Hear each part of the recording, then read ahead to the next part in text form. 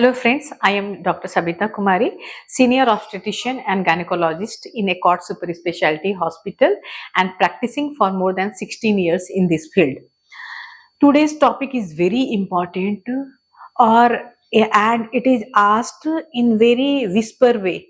I mean silently or closing, not to know, their relatives should not know, their mother-in-law, father-in-law, mother-in-law, mother, they should not know. They come alone and ask. That is the question, when to start sex after delivery? This is the question from new mom as well as new dad. तो इसमें ये होता है कि आपको कुछ चीज़ों को समझना बहुत ज़रूरी होता है कि क्यों हम sex is very important for life and after baby जब आप नए मॉम या नए डैड बन चुके हैं तो आपको दोनों को और कुछ मामलों में फैमिली मेंबर्स को भी समझना ज़रूरी है कि जो भी जिस तरह mode of delivery whatever caesarean delivery और normal delivery but pelvic floor जो होता है एंड ओवरऑल हेल्थ जो होता है वुमेन का आफ्टर कुछ जो हार्मोन प्रेगनेंसी में होते हैं स्पेशली एस्ट्रोजन हार्मोन प्रेगनेंसी में ज्यादा होता है और डिलीवरी के बाद ये ड्रॉप हो जाता है। इसका रीजन है वैलिड रीजन कि ये ड्रॉप होगा तो एक प्रोलैक्टिन हार्मोन होता है जो कि मिल्क सिक्रीशन के लिए रिस्पॉन्सिबल होता है, वो बढ़ेगा। तो दोनों पैरेलल नहीं चलेंगे।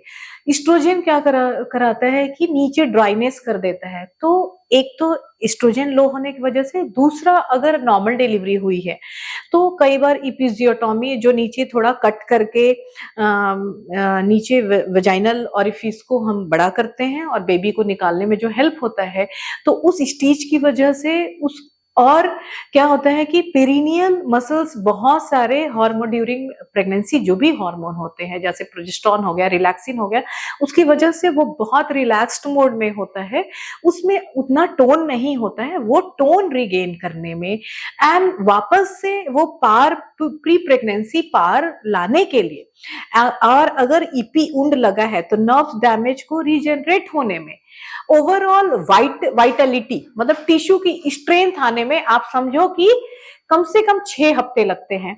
तो 6 हफ्ते तक आप रिलेशन नहीं बनाए और उसके पहले अगर बनाते हैं तो that would be not joyful और rather it would cause more pain और आपकी जो भी रिकवरी चल रही है that recovery may be slowed, वो स्लो हो सकता है।